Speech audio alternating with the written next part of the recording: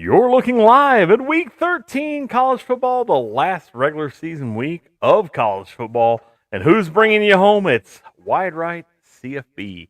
That's who's bringing you home. All right. So, our first and possibly our only other panelist tonight, he's the pride of the Texas State Bobcats. Please welcome to the show, Hunter. What's Not up? my favorite football player anymore. Yeah, I was just kind of down because it's just us tonight and whoever's watching right now. Bocce, if that's Bocce, thanks. Oh, there's no comments. Don't know who it is. Maybe it's Theo Lombardi. I'll take Theo Lombardi. Excellent. So there is a might be getting minor. ready for the Michigan game. Oh, Pat Paulson. Pat Paulson in the house. What's going on, Pat?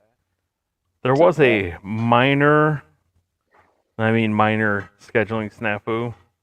There happens to be another YouTube stream going on that probably the people that are watching this will be watching. So if they're over there, fuck them. Was it Lindsay or Jude live? Oh, we're up to 3. Oh, Bocce's here. Bocce is here. So I'm gonna wait till Jude gets here before we talk about Lindsay. We had to make a change.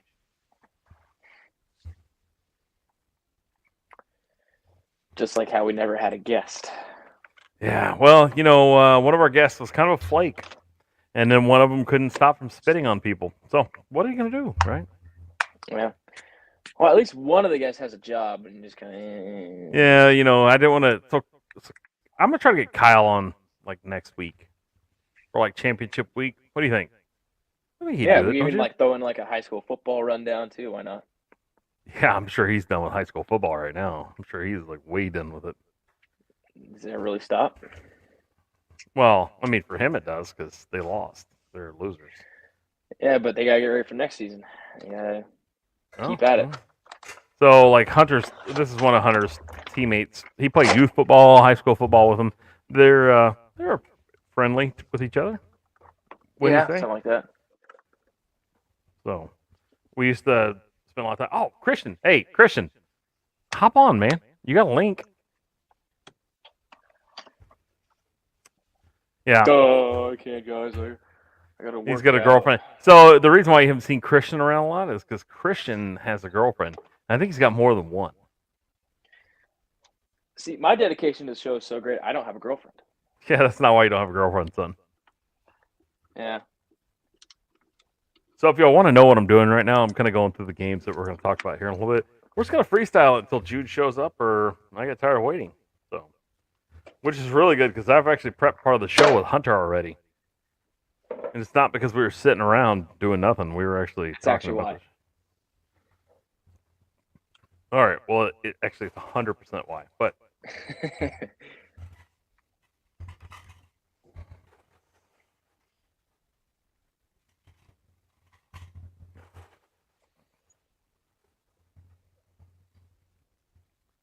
all right. What's everybody else going on?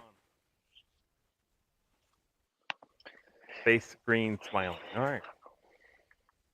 Nice support from Dad. Oh, hey, you know what? What are parents for if you can't bust your kids' balls? You know what I mean? That's my job as a parent. I'm afforded the right to do it. I thought maybe my dad was here. I'm like, yeah, my dad would never say anything good to me. No, just one, and I have been focusing more on weightlifting rather than the show lately. All right, Christian.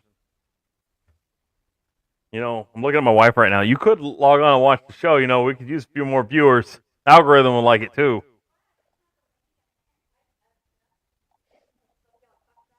No, that's great. My wife doesn't even want to watch this thing. All right, Hunter, do you want to try to do this whole show in 28 minutes? Sure. Give it a few more minutes. We're gonna give Jude 2 more minutes, and then we're gonna move on. We'll talk about what we had to do with Lindsay.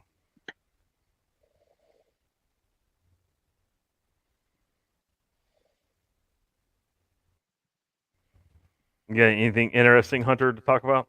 Winners and losers from last week. Give me a big loser from last week. I'm going to just go ahead and say all of college football because Jordan Travis is not only done for the season, but we have seen him play his last game as a Florida State Seminole and just in college football in general. That's a tough one there. I'm not going to talk about the play. It was not awesome in any sort of way. But, I think that a lot of college football fans, especially people who really followed the sport for a couple of years, can say that very few players in the country have grown like Jordan Travis has.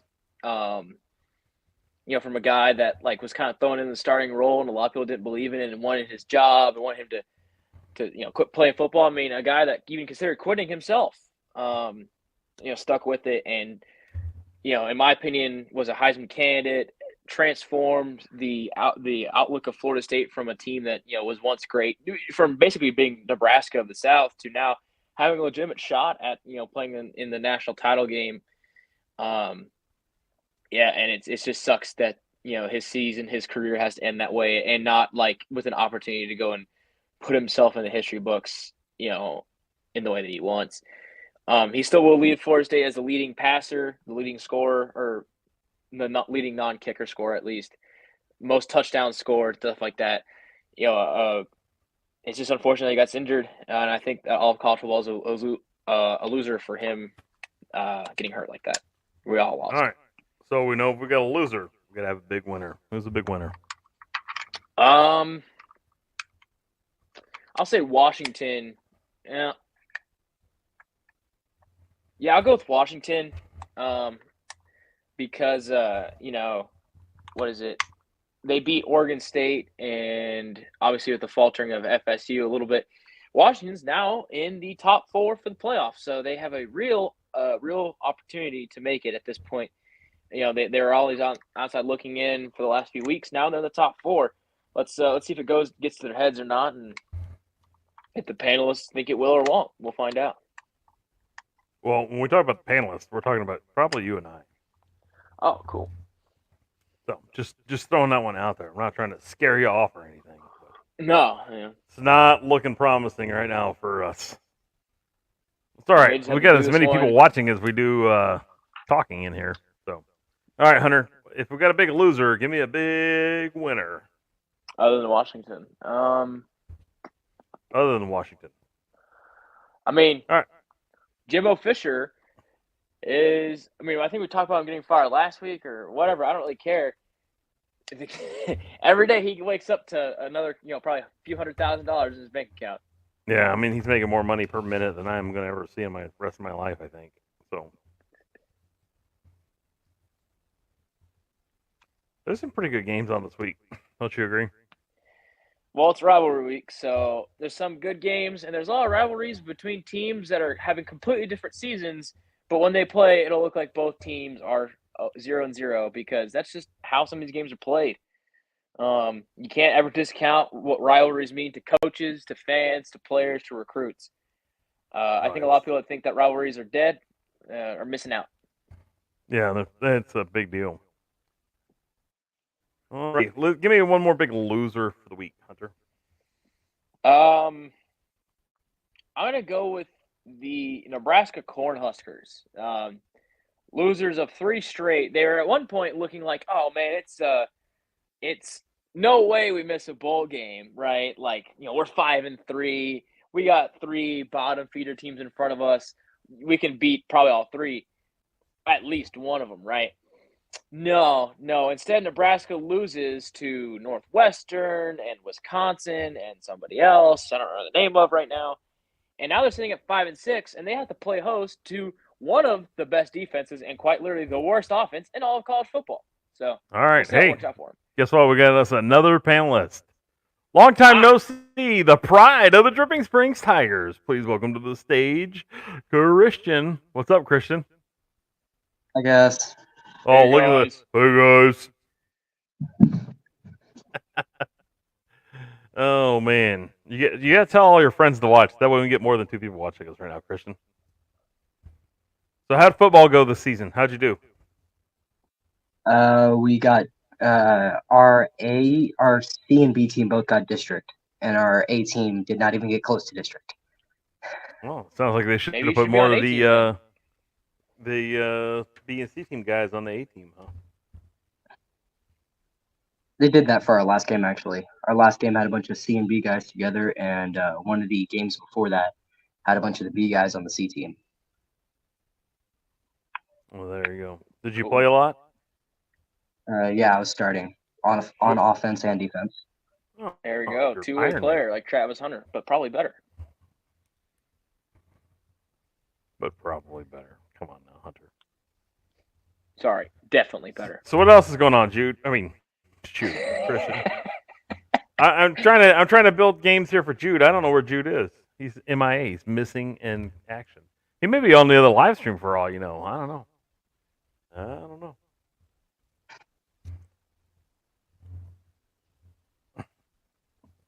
What else, Christian? What else you been doing? You were getting ready for Thanksgiving. What are y'all doing tomorrow? You eat a lot? We're still not really that sure. I gotta get I some know- protein. You know what I'm saying? Gotta go lift some more weights. Nah. No, I'm probably. I generally don't eat that much on Thanksgiving for some reason. I don't know why.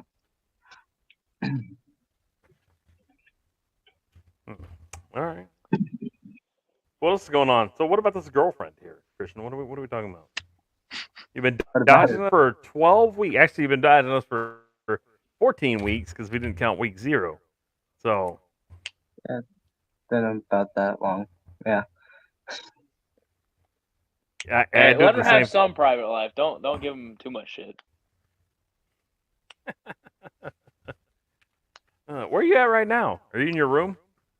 Yeah, upstairs now. I moved upstairs. Oh, you moved upstairs into Robert's old room? Yeah. All right. Well, his second old room, because he was in Second. the room next to me downstairs. Oh, okay. Do you like that better, living upstairs? A lot better. It's like your own little world up there, huh? Yeah, and Dad never comes up here. He used to always come into my old room, but never up here. You know why he didn't go up there?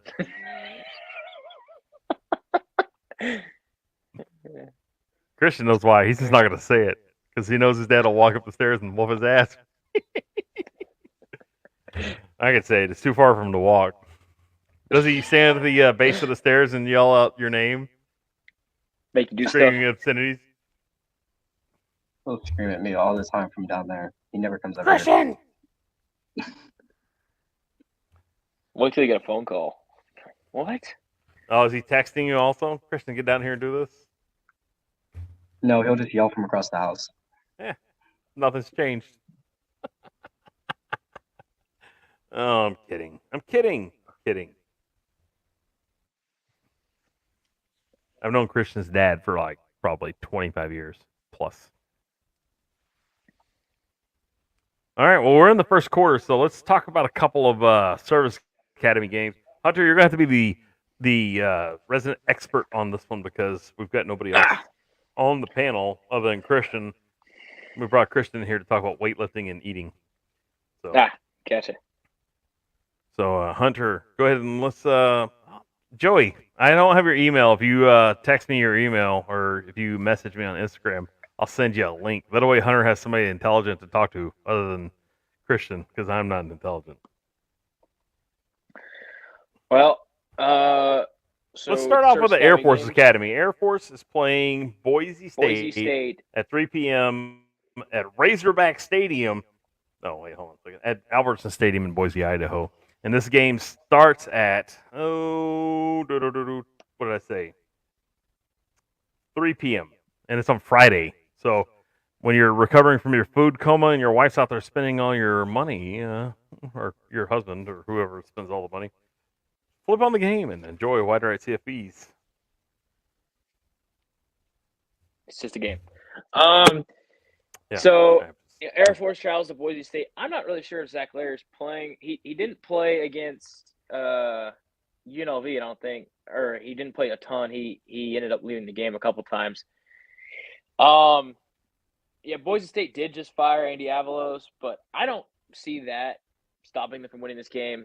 Boise State's kind of beaten Air Force a bunch of times throughout the time, and Air Force is on a 3-game slide.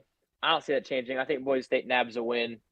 And funny enough, I think they'll put themselves in place to play in the Mount West Conference Championship game because, that would be ultimate chaos and fun.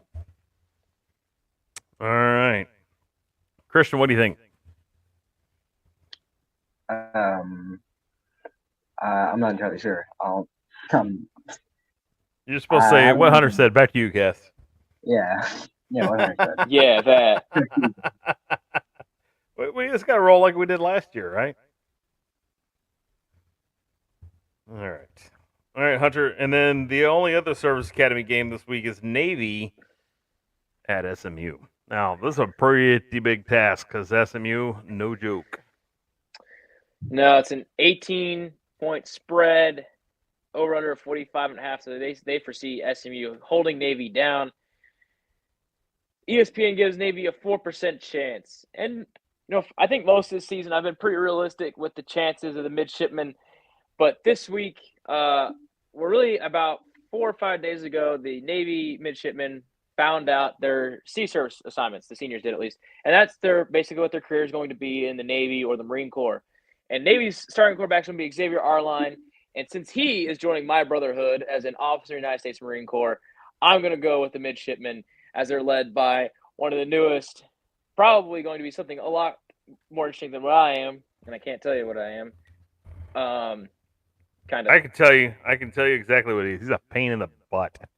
Yeah, but future second lieutenant Xavier Arline will lead the Navy midshipmen to victory against the SMU Ponies. They always play SMU pretty tight. It's not just like the easiest game in the world for SMU. Usually, the SMU has a hard time with Navy. Yeah, and like I said, I'm just excited because I see a bunch of guys are gonna be my future brothers there, and I think it's really, really cool. All right. So, do you want to call Jude live right now? Joey does. Joey's got his number. Joey, will you call Jude for me and tell him to get on the stream? He's probably getting ready for all the Black Friday sales. No tools safe. Well, I think that does it. Because the Army's getting ready for the Army-Navy game, which is going to take place in 3 weeks? 2 weeks. 2 weeks. 2 weeks. Because the next week is the end of the month. Here, I'll pull up the calendar real quick. I believe that is 2 weeks. Which is one of my favorite games to watch. I think it's the best rivalry game because really, how can you hate either team? Anyway. Yeah. All right. So just to kind of let everybody know what's going to happen. So next week is going to be our last show of the year, kind of. This is the last regular season show. Next week we're going to have our conference championship, and then the following once they announce all the bowl games, we're going to have our bowl game show, and that'll be the following week. And then we'll have our giveaway then. Because we're going to do it the night of the Heisman, but it's not going to work because something came up. So I'll get the video out this week at some point, hopefully by Friday. Yeah. And then what we'll do is we'll go the bowl game show. We'll do our end of season giveaway when we do our bowl game, and then we'll have one more show. We'll have a short show right before the national championship, where we will pick our winner of the national championship, and then you'll catch us again in 24 whenever we go and have our pre-draft party, and we'll talk about all the new recruits coming in, talk about the transfer portal guys, and then we will wrap it up, and you won't see us again until August. So things are wrapping up pretty quick around this joint. But all right, so Joey says, ask Jude where USC is at. And I'm going to say at home because that's where they are. And Fauci says she's not buying anything. She hates shopping. That's what she's going to do on Black Friday. Buy nothing. She's going to spin yarn, and that's it. She says that Joann's has a lot of yarn on sale. Huh. She says she'll still take a pass. I'm not going near a store that doesn't sell liquor on Friday. That's all I'm saying. You don't drink. I might start. All right, so that's going to wrap up quarter number 1. God, this is like dead air. Christian, talk every once in a while. Let's break into the games. I mean, if we have to go fast, we got to go fast. All right, let's break into some games. Hunter, this is going to be you and I, so guess what? You get to do every conference. Something you're the perfect person for this stream Till Just Jude because I shows know up. where every one of these schools is at and the names of all these games doesn't mean anything. I'm expecting excellence then. Oh, There crap. should be no reason why we shouldn't have a perfect. I enjoy the title of above average. All right. All right, so let's do this. Let's start with the ACC, All right. the the Atlantic Coast Conference. We'll start with on Friday at 11 a.m. at Alumni Stadium, Chestnut Hill, Massachusetts, on ABC. We have the University of Miami Hurricanes traveling to take on the Boston College Eagles. I believe it's Boston College, but the U taking on Boston College. You know, you gotta give Boston College some credit throughout the season. They went from a team that looked like they were going to be like 0-12, 3-9, and they have fought into bowl eligibility. They've taken some bad losses along the way, had some good wins. Miami, on the other hand, is 6-5, really from the fact that they have really missed opportunities. I think Miami, if Miami goes and describes this season, it's missed opportunities. They have a very good team. It's just it seems like every game they go and miss opportunities to go and really take the win. So I'm going to. They're like a really bad coached youth football team. That's kind of what they remind me of. Yeah, but they're really talented. I think Miami. It's the last game of the season. I think Mario Cristobal finds that win that kind of goes and propels the next season because bowl games aren't like they used to be. I think that real stepping stone is the last game of the season. I think Miami finds a win here. They're favored by 10.5. I like Miami by 10. So I guess you'd say I don't really know how you call it. I guess it's a push on the spread, but I like Miami to win. I like the over. I think both teams are going to score quite a lot of points. Thomas Castellanos is a very good quarterback, very exciting true freshman. He'll have a great career. Don't get me wrong, but I think Tyler Van Dyke has his last good game as a Miami Hurricane before he hits the transfer portal to go and find one last school to give him an opportunity to go play. But anyway, I think the Hurricanes win this one by about 10. All righty. All right, Hunter. So this is what we're going to do.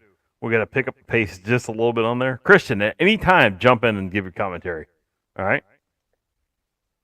All right. At 11 a.m., Wallace Wade Stadium in Durham, North Carolina, the Pittsburgh Panthers travel to take on the Duke Blue Devils. This game happens on the ACC network. Hunter, what you got? Well, man, I thought Duke was going to win last week, but I think Mike Elko is he's at least interviewing for a certain job at a certain place. So it's hard to say who could win this game. I mean, Pitt has proven they can win randomly against teams that have some victories. But I think Duke goes out and wins this one. I think Mike Elko gets told, "Oh, you're not going to be the coach at A&M. He's going to be upset. He's going to be mad, and they're going to go out and they're going to declaw the Panthers of Pitt." All right, we're going to give a shout out to Diabolical 58, Pat Paulson, and Bocce's Blankets and More for hanging out with us tonight. Pat CB's in the house. He said hello to everyone who I just saw at Eek. All right, on to our next one. At 1 p.m. on the CW network from JMA Wireless Dome in Syracuse, New York, the Wake Forest Demon Deacons take on the Cuse. What you got, Hunter? Well,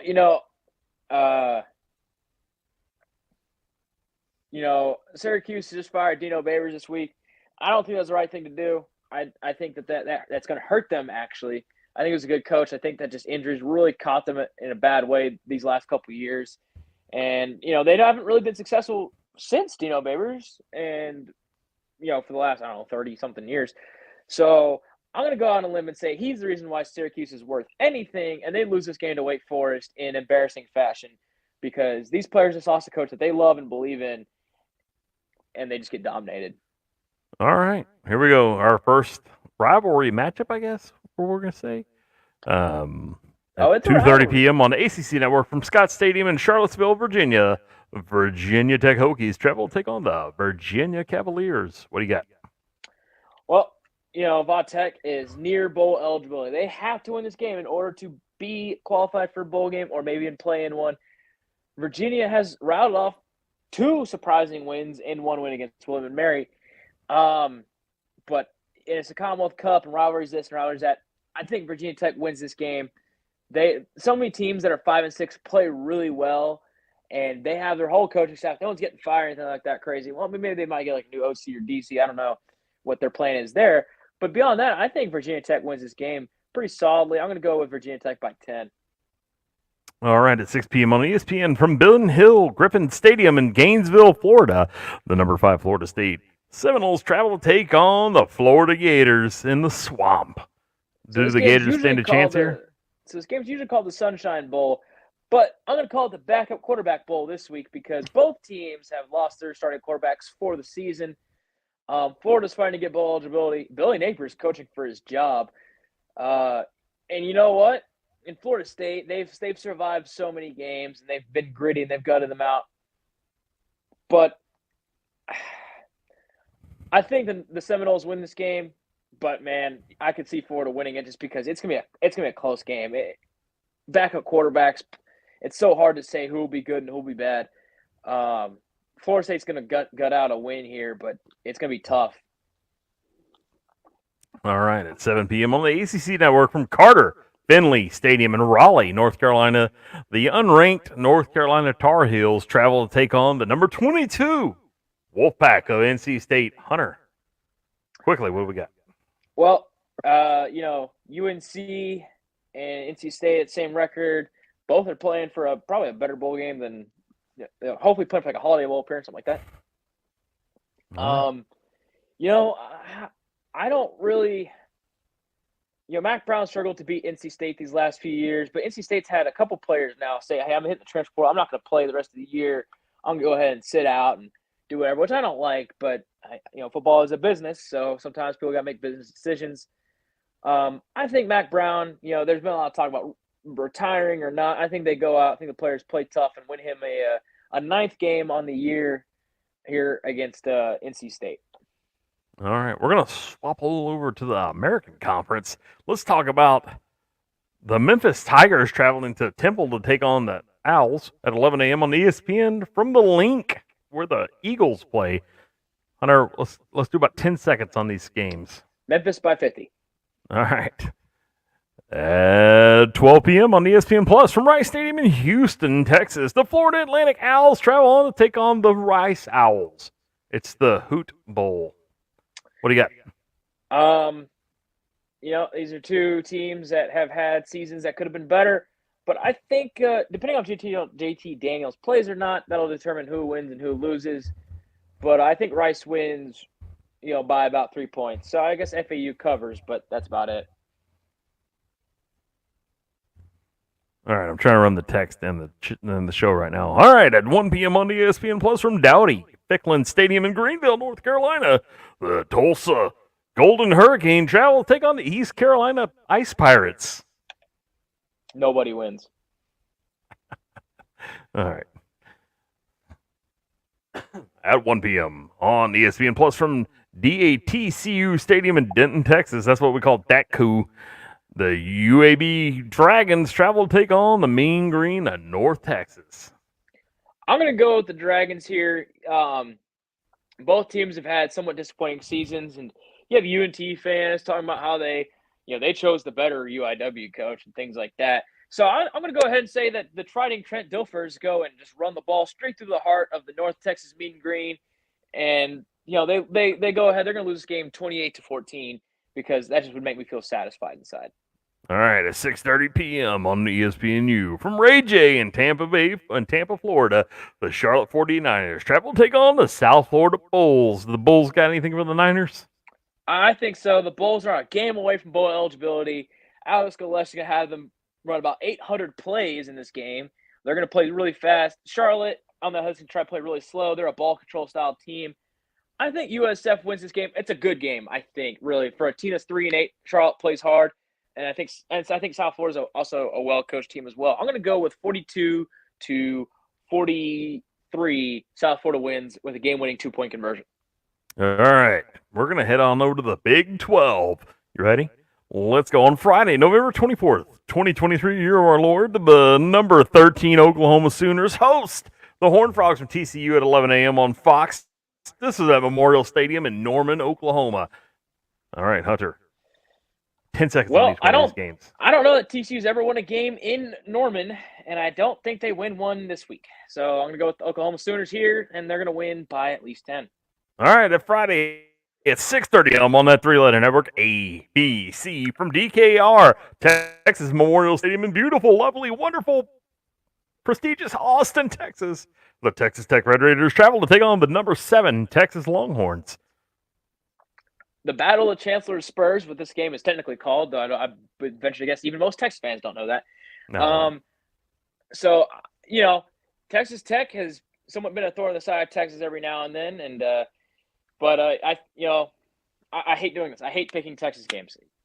All right, then don't pick it. We won't. We're going to call this a Brett Yormark Bowl. Just remember, at the beginning of the season, Brett Yormark said that he's going to be, cheering for the Red Raiders on Friday, November 24th. My hope is that Texas wins, but I hate picking games. I do. All right, we're not going to do it then. All right. On Saturday, from FBC Mortgage Stadium in Orlando, Florida, on FS1, the Houston Cougars travel to take on the Golden Knights from UCF. Well, UCF has had some rough games since John Reese Plumlee's injury, but then he comes back, and now they're winning. And I think he's the reason why they're going to win this week against the Houston Cougars, nabbing a big win by at least 14 points, if not more. And Houston will be sitting there thinking, man, we probably should have fired Dana Holgorsen last year, but they didn't. And now they're going to be suffering the consequences of it this year in this game. UCF wins by at least 14 points. All right, at 2:30 on ABC. This on Saturday. From Boone Pickens Stadium in Stillwater, Oklahoma, the BYU Cougars travel to take on the number 20 championship game possibility-bound Oklahoma State Cowboys. This got to have some implications in it. Does BYU show up and play this game, or does Oklahoma State just crush them? Well, I mean, I didn't think BYU was going to play as well as they did against Oklahoma. They could play very well against Oklahoma State. Oklahoma State did drop a stinker against UCF not too long ago. Man, it's tough. This game's real tough to figure out because BYU can be, just depending on the turnover margin, can be a very good team to play against, and their quarterback's growing every game.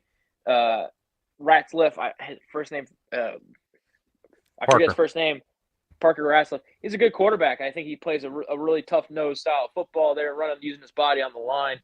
But I think Oklahoma State Cowboys run away with this one. Ollie Gordon's going to have at least 150 yards rushing in this one.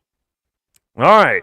From the Cradle of Christ at McLean Stadium in Waco, Texas at 6 p.m., the West Virginia Mountaineers travel to take on the Baylor Bears. Well, as you said when we were talking earlier, this is the game between two teams that might fire their coaches, but I think West Virginia would kind of be wrong to do that after a 7-4 season.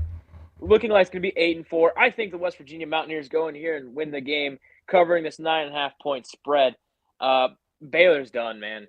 Aranda's done. But I think West Virginia, they're definitely not. They're going to get a win here and look at maybe a 9-win season, at least 8-4, certainly.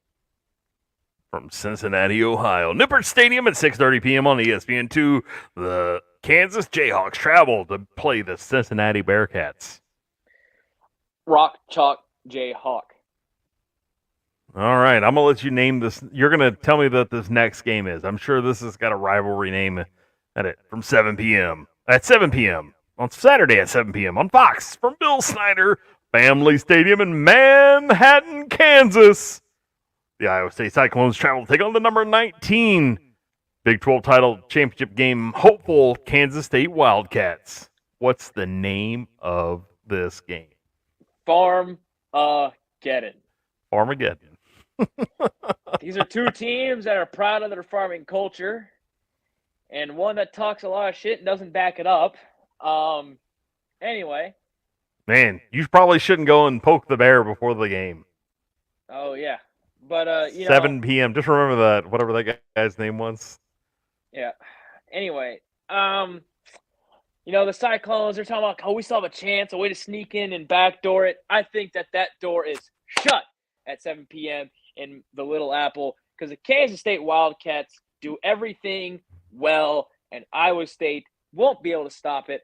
Iowa State, they've had their high water marks of the season, and it's done for, right? The first half against Oklahoma, that half against Texas, the second half, but every time they falter and they go back down to being a team that lost to Ohio.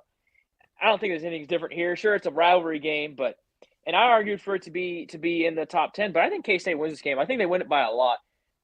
Seems like every team that plays Texas, the next week they go and play like a dumpster fire. So I think that's going to be the case again. I think K-State goes and smacks about Iowa State, and they roll the clones, as it were. All righty. On Friday, November 24th, we're going to head to the Big Ten.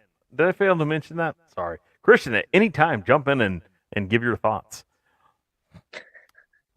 On Friday, November 24th at 11 a.m. on CBS from Memorial Stadium in Lincoln, Nebraska. That's Lincoln, Nebraska.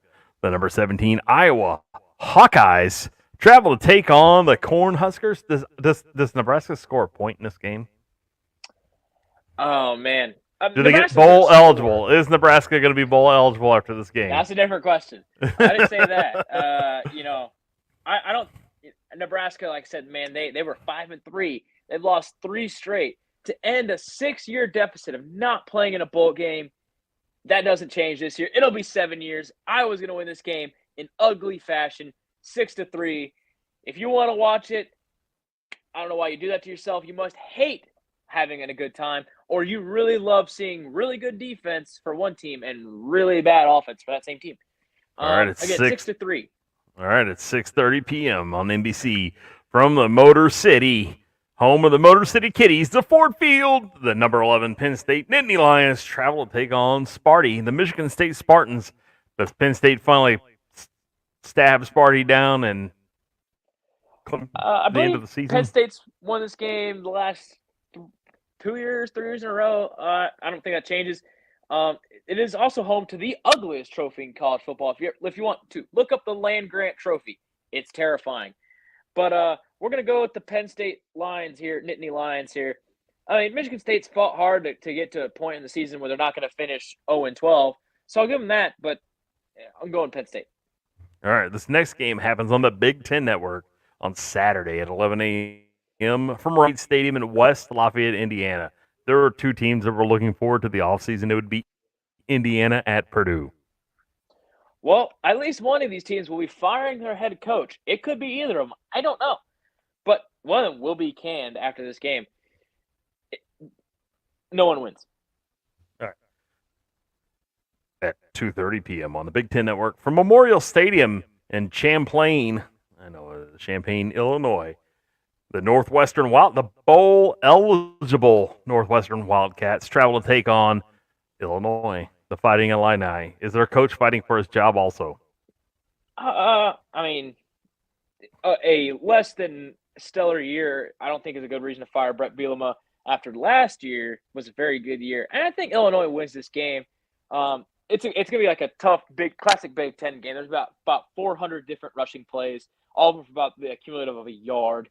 But I'm going to go with the Illini here. Both teams end up 6-6 and play in some bowl game that nobody wants to watch. All right, at 2:30 p.m. on FS1 from Huntington Bank Stadium in Minneapolis, Minnesota, the Wisconsin Badgers take on the Minnesota Golden Gophers. Am I doing well with these intros, or do they suck?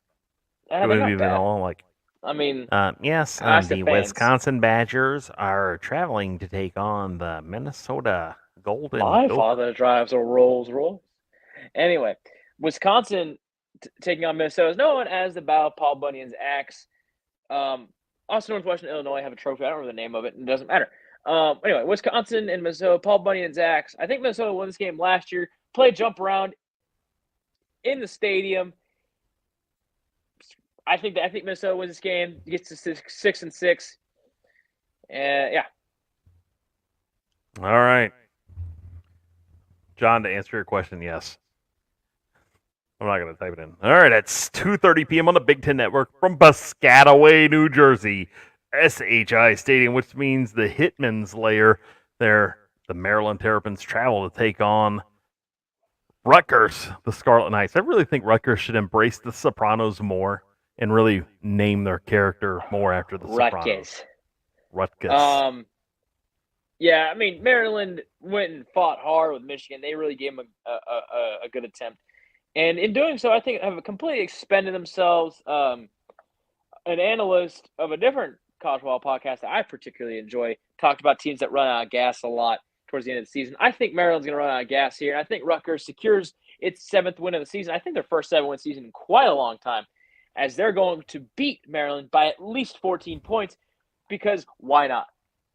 All right, Christian, at any point, hop in and give your analysis, all right? He's smiling. Let me guess. All right, we're going to hop on over to Conference USA. Hunter, are you ready to talk about Conference USA?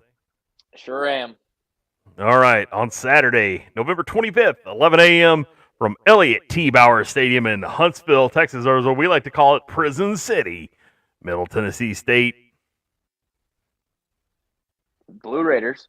Blue Raiders travel to take on the Sam Houston State Bearcats. I mean, Middle Tennessee State's had kind of a disappointing season. They're usually a team that finishes 7-5. Unfortunately, the couple games didn't go their way this year. So I'm going to roll with the Blue Raiders still, though. I mean, yes, Sam Houston has their first ever FBS win. A small little golf clap for that. But I think Middle Tennessee State wins this game. It's not going to be a particularly exciting or interesting game. But if you do like meaningless football, there you go.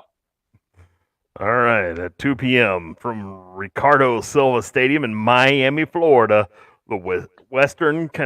See, I've already effed this whole segment up here. Let me start over again. Hurry up. 2 p.m. on ES. What? Hurry up. Oh, by the way, you have it set on overtime. I know, because I feel like I'm in overtime right now. Ah. You want to hurry up? You want to rush it? Should I go? We'll go to the second-ish quarter. Let's go to halftime. Something, I don't know. All right. I'm doing a great job. I almost ended the stream just now. By the way, we're all lucky. All right. I'll take over. Western Kentucky travels to Miami to take on the Florida International University Golden Panthers. And Western Kentucky has the better-looking uniforms and the more interesting mascot, so they're going to win this game. I think they're actually a better team, too. Oh, that too. But I thought that was a foregone conclusion. Yeah, I think FIU might be the worst team in college football next to Sam Houston State. All right. At PBS Sports Network from the Sun Bowl in El Paso, Texas, the number 25 Liberty Flames travel to take on the Miners from UTEP. I think Liberty wins this by a country mile. What do you think, Hunter? Same? I think the most entertaining thing will be if you look at the rocks next to the stadium. Something happened there one time. If you can find it, you'll know what I'm talking about. Christian, can you put an earmuff for like 2 seconds? All right. Earmuffs, Christian. Earmuffs. All right. We're going to head on over to some action. Can you believe that the MAC is almost done playing? We have a MAC championship coming up, too. Oh, yeah. And it's going to be with some a pretty good team. Oh, man. The MAC championship is going to be pretty stellar. I mean, if there's one game to watch from the MAC, this can be this one. All right. At 11 a.m. on the ESPNU from Kelly Short Stadium in Mount Pleasant, Michigan, the Toledo Rockets travel to take on the Central Michigan Chippewas. I don't think this is even a competitive game. Do you? I mean, I think Central Michigan's going to fight hard because they're trying to get bowl eligible, but I don't think it's going to matter too much. Toledo is a very good team, and they're going to go ahead and get this win. I think Central Michigan covers. Their quarterback's going to go in the NFL draft. Nobody's going to know who this guy is until about week 3 next year. All right. At 11 a.m. on CBS Sports Network and this is on Friday, by the way, from Infocision Stadium in Akron, Ohio, the Ohio Bobcats travel to take on the Akron. What's Akron? The Zips. There you go. Yeah, I think the Ohio Bobcats win this game. They need a win in order to stay in contention for the MAC championship. They're technically not eliminated. A couple teams need to lose, but they can make it at 9-3. They need to win this game, and I think they do. That doesn't guarantee them if they win, but it helps. I really want to see Toledo and Ohio play. Really want to see this game. All right, on Saturday, November 25th, at 11 a.m. on ESPN Plus, from Dick Stadium in Kent, Ohio, the Northern Illinois Huskies travel to take on the Kent State Golden Flashes. I think that Northern Illinois needs to win in order to become bowl eligible, and I think they get that win here. They're favored by minus 19.5. I mean, what a spread on a MAC game. Am I right? But with a team that's doesn't even have a winning record versus a team that's 1-10, You know what that says? It says Kent State sucks. Oh yeah, All right. All right, let's I'll move go on. with the Huskies. All right. Keep it quick.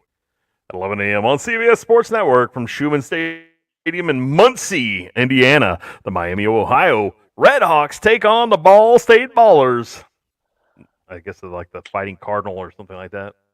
Cardinals, I believe. I believe the Red Hawks Big are going to Ball win here. State. If Red Hawks win, they're in to the MAC championship game. I think they get that 10th win on the year and put themselves in a MAC championship game with an opportunity to win maybe 11, 12 games this year. I think that, like I said, the Red Hawks are going to go ahead and win this game. It's -5.5. I'm going to call by 10. All right, we're going to head on over to the Mountain West. And I got a Black Friday special for you, Hunter.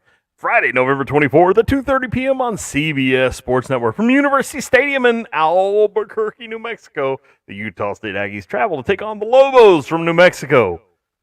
Is this game even competitive?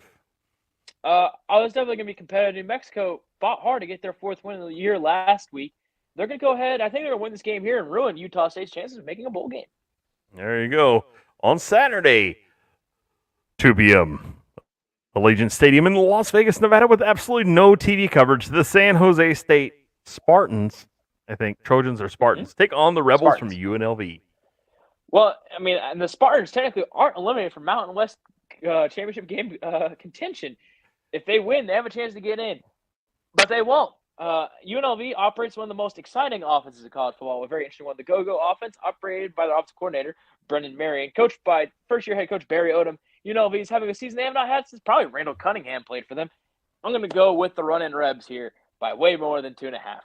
All right, at 8 p.m. on CBS Sports Network from McKay Stadium in Reno, Nevada, the Wyoming Cowboys, Broncos, whatever they are, travel to take on the Wolfpack from Nevada. Nevada. Does Nevada play within 24 points of Wyoming? If it's 24-0, and it could be.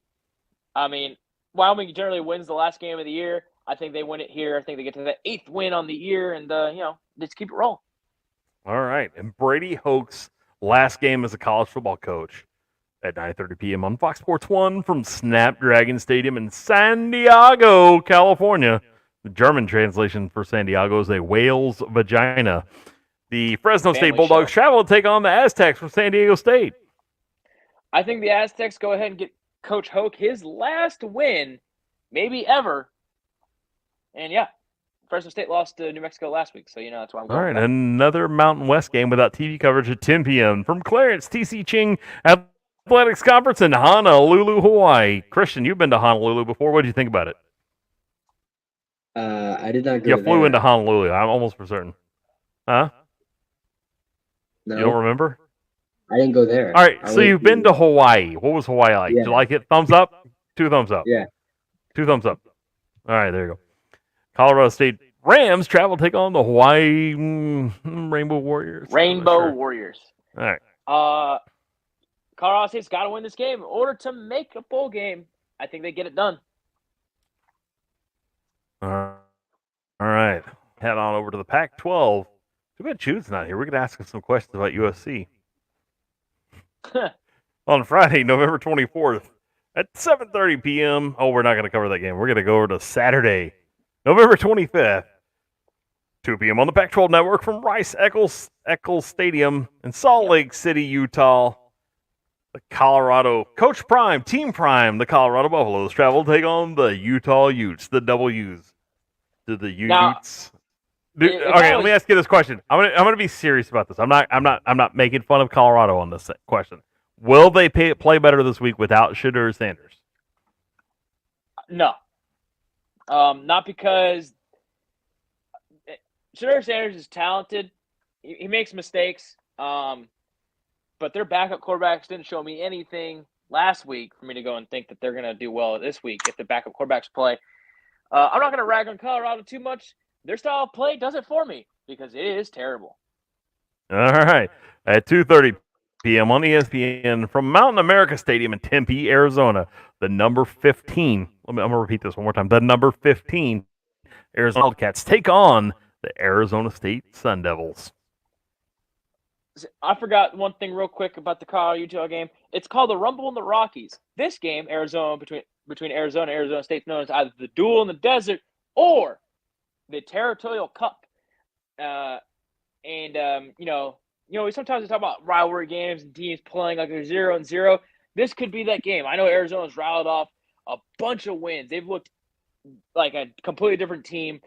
Jedd Fisch is being talked about as possibly the next head coach of the Texas A&M Aggies.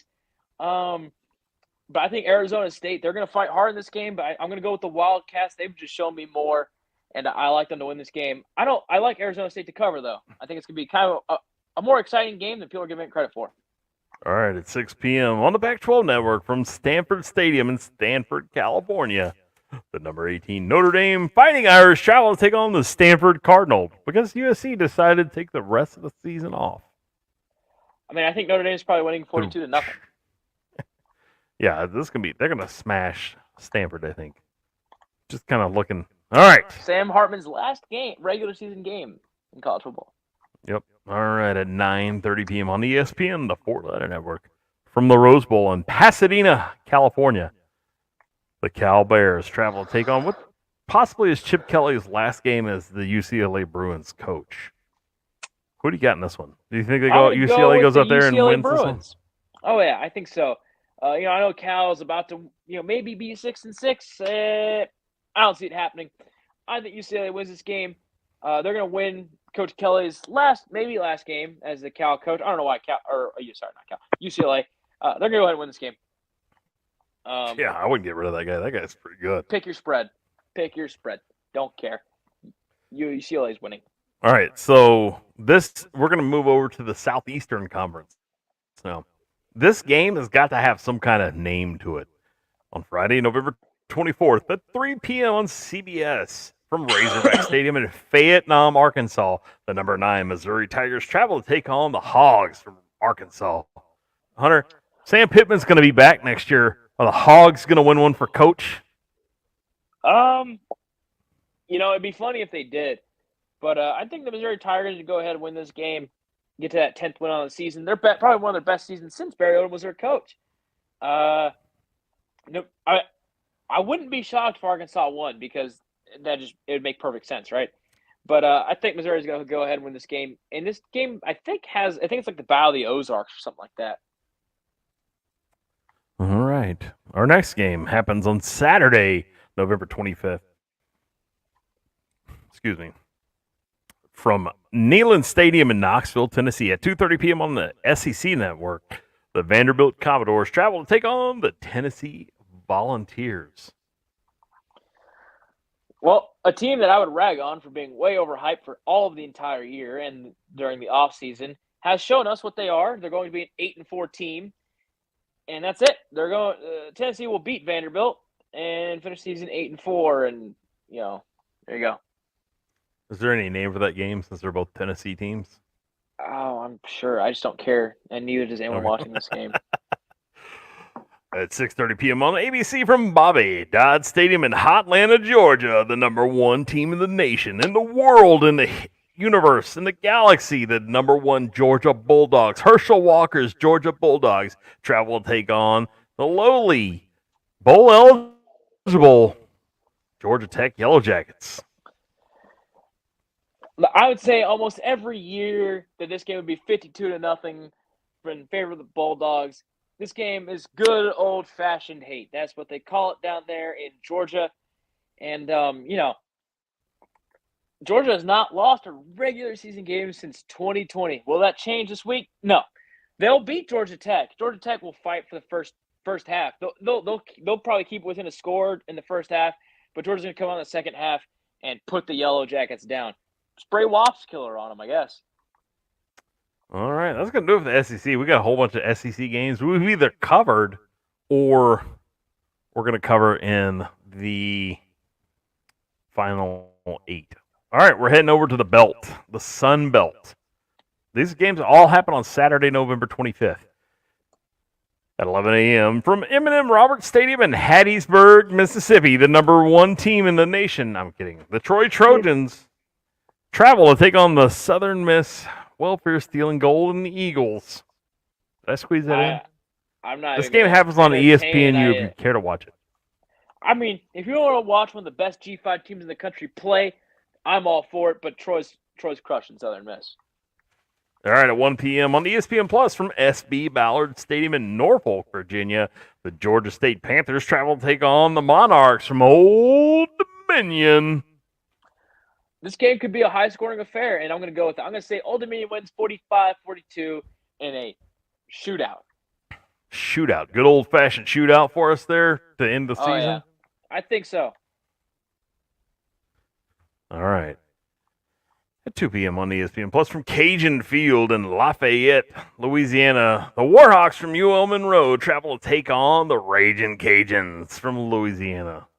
Warhawks got anything to tarry about and have one more win left in the old crystal ball here? Well, they're not firing him, I don't think. I don't know what his contract is, and I don't know what's going to happen. But I don't think Louisiana loses the last game ever they're going to play in the current iteration of their stadium because they're tearing it down immediately following this game. So I'm going to go with the Ragin' Cajuns for one last time at Cajun Field. All right, at 2:30 p.m. on ESPN Plus or ESPNU from Kid Brewer Stadium in Boone, North Carolina, the Georgia Southern Eagles travel and take on the Mountaineers from App State. App State going to give them the good old-fashioned hurt and then This share some game's shine with them called afterwards. Deeper than hate, and I think that App State's going to go ahead and get the win here. Since it's in Boone, North Carolina, I'm just going to go with the home field advantage. I think App State goes ahead and gets that win. All right, at 2:30 p.m. on ESPN2 from Brooks Stadium in Conway, South Kakalaki, the James Madison Dukes, who lost last week, unfortunately, travel to take on the Coastal Carolina Chanticleers. Does James Madison right the wrongs? Do they win, or are they on a different kind of streak? So, James Madison lost all my respect when they rescinded their attempt to sue for a bowl game because it's obvious they thought they were special because they were undefeated and deserved something different. No, you signed the papers, you got to play by the rules. And, I think they're going to lose the Coastal because now if their perfect little season's over with and they can't handle the stress of losing one game in the Sun Belt, how am I supposed to believe they can handle playing Coastal Carolina, who's a tough, hard-nosed football team? Are you going to be able to handle these next two games we talk about? Are you going to be able to talk about these four teams? At 2:30 p.m. on ESPN Plus from Jones C. Edwards Stadium in Huntington, West Virginia, those damn Arkansas State Red Wolves travel to take on the Marshall Thundering Herd. I mean, Is Bush Jones going to be the coach at Arkansas State again next year, or does he get a better job after he turned this thing around? Golly. Yeah, he really did. They went from a team that looked dead to a team that's really good, or at least good enough to completely destroy the Texas State Bobcats 77-31 last week. That one hurt a lot to watch. I'm assuming you wanted me to call myself a loser after that game, and I thought about saying it. But I think Arkansas State, they're going to go ahead and win this game. It's hard to lose after winning 77-31. You just have so much more excitement, so much more juice, so much more energy. They're going to go out. They're going to win this game. All right, so if Texas State doesn't commit 4 turnovers that lead to direct touchdowns, is this a different game? Last week? Yeah. I mean, 2 of those turnovers were committed in scoring position. Actually, I think all of them were. Yeah. It's literally like the turnovers. It's a 56-point swing. It's like turnovers matter. Turnovers matter. All right, speaking of turnovers matter, at 6 p.m. on the NFL Network. Hunter, did you hear that correctly? The NFL Network. From the epicenter of football in San Marcos, Texas, Bobcat Stadium, the South Alabama Jaguars travel to take on the Texas State Fighting Bobcat. Texas State, they get another win. They get number 7. No, I don't think they do. This team has looked lost. Ever since they won that 6th game, they've forgotten that, hey, we have more games on the schedule. They're either looking ahead to the bowl game or everyone's deciding whether to go play next year because it won't be Texas State. Maybe Coach Keeney's thinking about being the coach at Mississippi State. Maybe the offensive coordinator's thinking about the offensive coordinator somewhere else. I don't know. But I certainly know that this team has not shown up to play the last 2 weeks. I don't think they're going to change anything this week. They're going to end up going 6-6 this year, and we're going to sit there and hope and pray on Selection Sunday that we get a bowl game. All right, that's gonna wrap it. Can you believe that? That's all the games in every conference that we're not gonna talk about in the fourth quarter. Man, So we since we've pushed skipped through. over halftime, give me your Heisman finalist panel, because this might be the last chance some of these guys get to put themselves out there for the Heisman. My final top five, not really my final top five, but the guys I'm going to expect to be in New York, at least kind of going from what it's looking like right now. Number one is Jane Daniels. You know, I know it's Bo Nix this and Bo Nix that and whatever. Right, Jane Daniels puts up Bo Nix numbers in the SEC. Way harder defense, way better teams, supposedly, than the Pac-12, especially because Oregon's played all of like two teams in the Pac-12 that are actually worth respecting. So, I don't know. But I think it's going to be Jane Daniels, number one. Number two, we're going to go with Bo Nix because silly video game numbers are still silly video game numbers. Number three, Michael Penix Jr., again at the Pac-12. He leads the country in pass yards per game. Number four,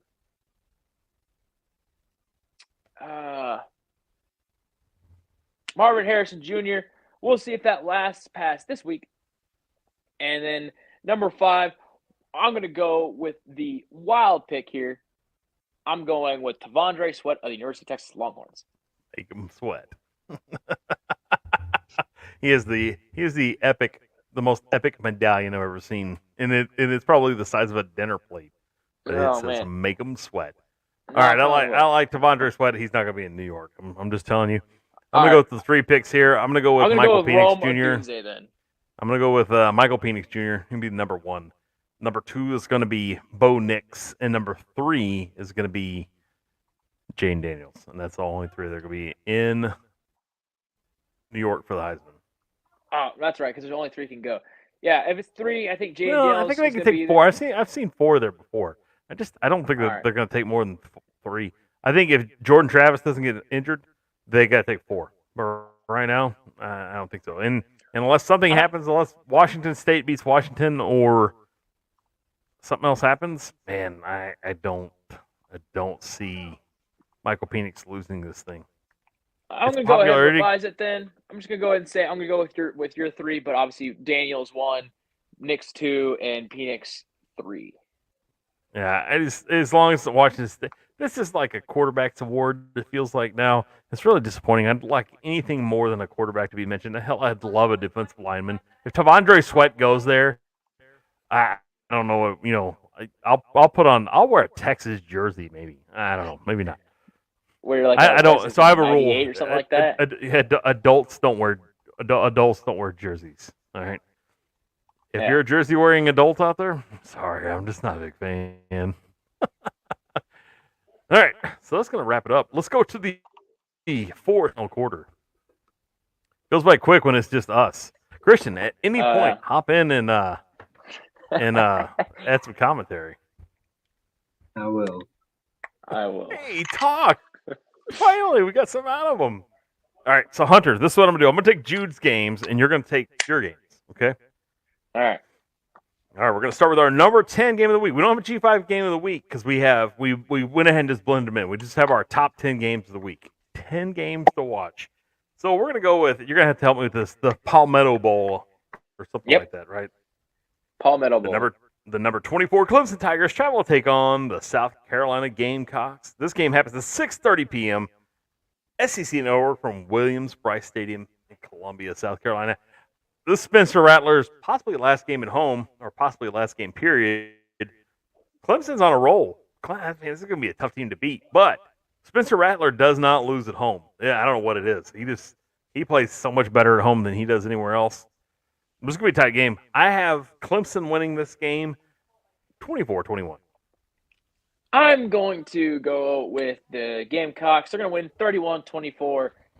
Spencer Rattler's going to throw a game-winning touchdown. Hold on a second. We're still talking about the same guy? I'm kidding. I kid because I can. All right, I'm going to let my screen reload here for a second. Our number 9 game of the week is the Egg Bowl between Mississippi, who's traveling to Ole Miss, is traveling to Mississippi State. Mississippi State, They got a new coach. Hunter, Vegas has the Rebs favored by 10.5, and they say it's going to take 54.5 points to play this game. Who do you got in this one? Well, unless Mississippi State can find a guy that coaches the air raid in the next few weeks to run this offense, I'm going to go with the Rebs. I think Mississippi State, I think some people thought it was a bad decision. I think they made the right decision getting rid of Zach Arnett. The team just doesn't look the same. They moved away from the offense they were designed to run. I'm going to go with the Rebs. Man, they could right a lot of wrongs. Cliff Kingsbury slides right into this Mississippi State job. G.J. Kinney stays at Texas State. We don't have to worry about it. Everything's great. Air raid is back. Will Rogers stays. Mississippi State beats Ole Miss next year. No problem. All right. Our number 9 game of the week was that. Our number 8 game of the week, and Hunter and I, we fought left and right over this one. I was like, seriously, not gonna let him bring this game in because I just don't. But at 11 a.m. on ESPN from Tiger Stadium in Baton Rouge, Louisiana, the Texas A&M Aggies travel to take on the number 14 LSU Tigers. Vegas has LSU favored by 11.5, and they say it's going to be 66.5 points. I think LSU scores 66.5 points on their own. This is going to be a slaughter. You think that A&M's defense is good enough to keep up? I think Jaden Daniels, if he's going to make it to New York and win, he has to put up like probably 700 or 800 yards in this game. Like, they can't let off the gas. This isn't one of those games where you go like, oh, we're up by 54-21. They're going to have to be up by like 74-7 for him to even think about coming out of the game. I mean, I'm going to go with this being a very high-scoring affair, probably the highest-scoring game all year. But, the reason I said this game should be here, 1, it's a rivalry game. 2, A&M is playing for pride and a bunch of other stuff that I don't really care about right now. But they have the best defense LSU is probably going to see all year, and they have a very good offense, and LSU's defense is terrible. I know A&M fired Jimbo Fisher for not meeting the expectations that they've set for themselves, but I think Elijah Robinson, these guys love playing for him. They love, getting to play in a normal program now. So I don't think A&M wins, don't get me wrong, but it's going to be a very high-scoring game. It's going to be very well worth the watch. If we get Kyle on next week, then we can get him to talk shit about Jimbo Fisher since he got shit canned. Yeah. So Kyle played at Texas A&M. If we can get him on, I'm going to call him. I'll probably call him on Friday, and I'll try to confirm it. Kyle played at Texas A&M, and he's got some pretty good Jimbo Fisher stories. And it might be better now that Jimbo Fisher's actually gone from the program. All right, our number 7 game of the week happens from the state of Kentucky, where the Kentucky Wildcats travel to take on the Louisville Cardinals. Now, Hunter, this is your game. Yeah. Louisville's favored by 7.5, which is kind of surprising because Kentucky's a road team. They're kind of like 6-ish, 5, I think. Something like that, 7-4? 7-4. No, 6-5. I was right the first time. And there's only 50.5 points. Now, Will Levis isn't playing at Kentucky anymore. It's Devin Leary. Devin Leary. Does Devin Leary come out and try to highlight the game finally? I think so. I've seen Louisville's seasons ruined before by Kentucky, and I think this happens again this week. I think Kentucky goes out and wins this game and beats Louisville, kind of canning their very, very outside hopes at a college football playoff appearance. It wasn't going to happen anyway, Cardinals. Yeah, they still gotta also, birds don't have teeth. So, Kentucky wins this game. They do have teeth. Well, they have nubs. Well, all right. Well, they don't have pearly whites. So, Louisville, your deal's wrong. I know people that don't have pearly whites, lose. son. Come on. Christian, anytime, hop in on this one. All right. I am glad I get to call this game here. Number 6 game of the week. Happens at 3 p.m. on Fox from Husky Stadium in Seattle, Washington. The Wazoo Man, Washington State Cougars, travel to take on the number 4 Washington Huskies. I don't know. Every time I pick against Washington, they just go out and they just slap the life out of the other team in front of them. I really don't even want to pick this game, but I'm going to go ahead and pick Washington to win by a healthy score. I'm going to pull up the stat line real quick if I can find it. The Apple Cup, by the way, if you were wondering. Oh, The Apple Cup. I was going to And call it another name. The Kentucky and Louisville game, I believe it's called the Bluegrass Bowl. So Bluegrass. Kentucky Bluegrass, or we're talking Tennessee Yeah. Bluegrass? I believe it's Kentucky Bluegrass. Kentucky Bluegrass, huh? I'm fat fingering this thing all the way home. You The know, actually KFC Bowl. KFC Bowl. Papa John's Bowl? Well, that's only Louisville. All right. I don't think Colonel Sanders went to college, so. Colonel Sanders. Colonel Sanders. You know what Colonel Sanders' most famous line is, though, don't you? 3 chicken tenders, taters, and gravy. I'm too drunk to taste this chicken. All right, so Washington's favored by 16.5, and they say 68.5 points. Man, I would love Cam Ward to come out there and do something, but I don't see it. So Washington's going to win this game. They're going to be in the Pac-12 championship. We'll see. They're already in. They're already in. They're going to play Oregon. All right, Washington's we're going to move on to. You got any commentary on this? You want to dash my hopes again? It's the Apple Cup, and wild things can happen. I hope Washington State wins. Do I expect it to? No. All righty, we're going to move to our number 5 game of the week. And when I mean week, I mean week. The Roadrunners from UTSA travel to take on the number 23 Tulane Green Wave. This game happens at Yulman Stadium in New Orleans, Louisiana at 2:30 p.m. on ABC. These are going to be This is one of those games when you explain to somebody college football, you go like, hey, when you watch college football, like, you know, you see Alabama, you see Georgia, you see all these like big teams up here, and they're doing real well. You need to take a look at some of the other teams too. And this is a game from the group of 5 where these teams could probably beat not most D1, but the majority of the D1 teams they play, right? Wouldn't you agree? I mean, like, these are 2 well-coached, well-recruited teams. I'm not trying to build up UTSA too much, but I'm going to build them up just a little bit. Why can't I find this game at all? It's on Friday. I'm trying to find the line. I'll just go ahead and start talking about it because I know the line's Tulane minus 10.5, I believe. No, it's 3.5. 3.5. 51.5 point spread.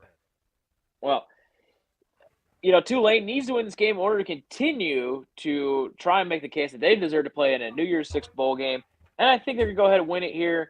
UTSA's had a very good season, and they had this whole deal. We don't lose November. You're gonna lose this week because Tulane is going to score at will. Well, not like score at will. It's gonna be kind of tough, but they're still gonna score. They score a lot of points. It's probably a pretty high scoring game. Both these teams can score a lot of points, and I think Tulane wins it because Michael Pratt's trying to kind of go out on a big one here for the Green Wave.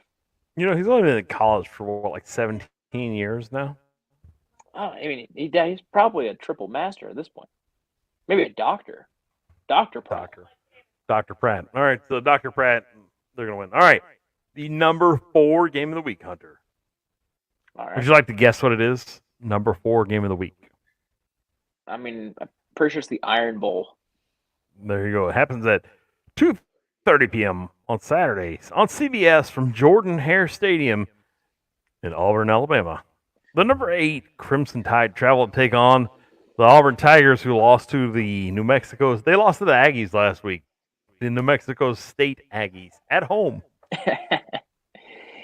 Yeah, that was not a good look. But there was some crazy stat line that it's the second year in a row that Hugh Freeze has lost to New Mexico State and Jerry Kill. You know, I said it last week. I said if there's an upset to happen, it's going to be this one, for Auburn, and I'm going to kind of lay that gauntlet down again. If there's an upset to happen in the SEC this week, it's this one. This game transcends records. This game transcends talent levels. Look, I said Auburn was going to overlook New Mexico State in favor of this game. Now they kind of have to win it, or else it just looks bad. I mean, it already looks bad. It just looks worse. Auburn. They're going to finish this game. They're going to finish 6-6 in the conference. They're going to be 5-7 against the spread because Alabama's going to blow them out. This 14th point spread ain't going to be enough. Alabama wins this one. All right. I'm We're going to move on to the number War 3. Eagle. All right. Good. We'll bet dinner on it. You can pay or I'll pay. I ain't paying for shit. And I don't want a glass of water either. That's a cop out. You're Give getting me no hot vegan. dogs. Yeah, I don't want no vegan dessert again. You give me a glass of I cold ain't give you no water. damn vegan dessert. I'm gonna give you a You bunch ruined of it, undercooked right? hot dogs. Undercooked hot dogs. All right, our number 3 game of the week. What's so special about our number 3 game of the week, Hunter? Because it's played between 2 G5 teams. It's pretty awesome, actually. Our number 3 game of the week is the Jacksonville State. And they're from Jacksonville, Alabama, by the way. Jacksonville. What are they again? What's Jacksonville Gamecocks. State's logo? Yes. How did I forget this? The Cox are going to travel to take on the Aggies from New Mexico State, the aforementioned Aggies from New Mexico State at 3 p.m. on ESPN. Can you believe this is on ESPN Plus? This is a crock of shit here. This game should New definitely Mexico be on State just TV. beat Auburn at home. This game needs to be on regular TV. This should be on ABC, or Fox or something. You know what I mean? Like instead, we're watching Washington State and Washington. Get some shit about that game. We got Jacksonville State on the line here, right? Yeah. So Jacksonville State's a 2.5 point favorite. 49.5 points. Does Rich Rod have anything for Jerry Kill? These are like 2 top level NCAA coaches, and they just happen to be at smaller programs. Jared Kill has turned around New Mexico State, and Rich Rod has turned around Jacksonville State. These are impressive jobs these guys did. They should land them top flight jobs, but do either one of these guys leave these programs to go somewhere else? I mean, both are really on the older side, and you got to think long term for a lot of programs. Like, hey, is this coach going to really be like the answer long term? But all that aside, I think these guys are both locked in on this game. And I think it's going to be a very good game. But I'm going to go with one of my personal favorite coaches, Rich Rodriguez. He's going to cuss a lot, and they're going to win the game against Jerry Kill and the New Mexico State Aggies. It's going to be a fun one. Probably going to be a high-scoring affair. A lot of running. So is Rich Rod your favorite coach because he coached Pat McAfee? And had Pat McAfee made a kick, West Virginia would have gone and played in the national championship game. But instead, he missed. Per chance. Yes. Is that why you're a big fan of Rich Rod? Cannot confirm or deny. All right. Our number 2 game of the week is the Civil War. It's the Oregon State Beavers travel to Eugene to take on the Oregon Ducks. The Ducks are favored by 13.5 points, and Vegas is 62.5. Now, we don't condone we don't condone gambling. It's been a long day. I don't know, right? I mean, it's been a long season. But we're lucky because we got Christian here. At any time, Christian, hop in. All right, the Oregon State Beavers. I'm leaning Ducks here, but this game, I don't think they meet the line. Although the Ducks have a really good record against the spread. I don't know, man. I don't see Oregon State letting them score 35 points or 40 points. I don't know. I'm leaning Ducks to win. I think the Beavers cover. I think take the under. Good. Oregon State, they were close last week. They were really close. But turnovers happened, and it killed the game for them. But, this is the Civil War. This is – I'm going to go with the Beavs, man. I just have to. I just get this feeling deep inside my soul. Oh, wait, no, I just want Texas to make the CFP. I need them to win. Yeah, I'm going to go with the Beavs. Just like June Cleaver said, she's going to get the Beavs. All right, Hunter. This is the number 1 game of the week. Everybody should know what game we're talking about. The game of the week. The big game. This is probably the most important game of the regular season. It's a pretty big damn game. I'm going to tell you that right now. This has playoff implications. The loser's out. They have to be. It's just have to be out. that have to be out because there's so many good teams. Like you just can't lose and stay where you're at. I'm sorry, you're not the SEC.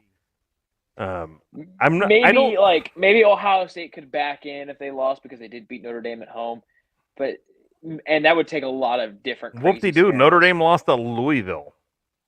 But what I'm saying is that they've played a much stronger strength schedule than Michigan has. Is what I'm saying. Like okay, let's say that Alabama loses, but they still win the SEC, and then the thing is they still got to play. They still got to play the game, right? Yeah. Whoever wins this game is going to go play Iowa, right? Iowa's not losing to Nebraska. And that's just the way it works. Well, Iowa's already locked in, so it doesn't matter. Yeah. So, but you know what I mean? Like Iowa's defense is really good. I'm leaning Michigan. I'm always going to lean Michigan. I'm not going to lie to you. Hunter and I are Michigan fans. Quasi Michigan fans because we have relatives that are Michigan fans. Mm-hmm. So we cheer along with them. And I'm a huge Jim Harbaugh fan. I think if there's a coach, like a coach's coach, Jim Harbaugh's your coach's coach. And he also wore his cleats into a recruit's house one time. Dirty cleats. Vegas has the spread on this one. Michigan's favored by 3, 45.5 points. I'm going to take Michigan. I'm going to take Michigan to cover the spread. I'm going to take that, and I'm going to take the over. I think it's going to be a few more points. Michigan's going to run the ball a lot. This is the last game that Harbaugh will be suspended on. But I think J.J. McCarthy's going to step up and play. It'll be 3 weeks in a row that J.J. McCarthy hadn't done a whole lot. I think they're going to get more involved in the passing game. Michigan vs. Ohio State. What do you got? I'm going to go with the Wolverines, man. I've said it all year. I thought they were going to win this game. And I've thought this whole investigation into Michigan, whether it's correct or not, has given fuel to the fire. It's going to make them angry. They're going to feel hate. They're going to feel a lot of discontent, which I'm sure Captain Stallions told them a lot about, feeling hate and discontent. I think Michigan's going to feel a lot of hate and discontent towards Ohio State. Michigan fans believe that Ohio State is paid a firm to come up with these wild accusations, to go and steal school information, commit crimes to do this to them. Michigan will show no mercy. They're going to take it to the Buckeyes. This is going to be a game where teeth get knocked out, fights happen on the field, in the stand. Someone's probably going to, not come home, but I think Michigan's going to come away with the victory, 35-33, one of the best iterations of the game we've seen in quite some time. All right, for the worst 5 minutes in all of football. No, it's just me. It's just me. Oh, man. Hunter, Christian walked away. I can't turn my phone off. All right. We got to say what's up to Theo Lombardi and JWC Tech. Yes, you did catch the best part of the show, and go blue. That's what we're talking about. All right, Hunter. The worst 5 minutes in all of YouTube live stream. You got to pick the game of the week that does not matter. Oh, we got to talk about why Lindsay's not here. All right. So we have to discuss something. Unfortunately, we had to let Lindsay go. He's on a 1 week suspension. I'm kidding. He's cooking Thanksgiving dinner for his family. I couldn't hold a straight face while I was saying it. I was trying to build it up. I was hoping Jude was going to be here so we could just play it off the whole night, like just pass it off, but not really get the hook on it. But no, Lindsay's cooking Thanksgiving dinner. I don't know where Jude's at. He's probably busy doing something. No commits here though. All right, Hunter. I got not one but 2 games of the week. Indiana at Purdue. No. They're 3-8. They're both 3-8. No. No. Middle Tennessee State at Sam Houston State. No. This is the softball games I just threw out in front of you. UConn at UMass.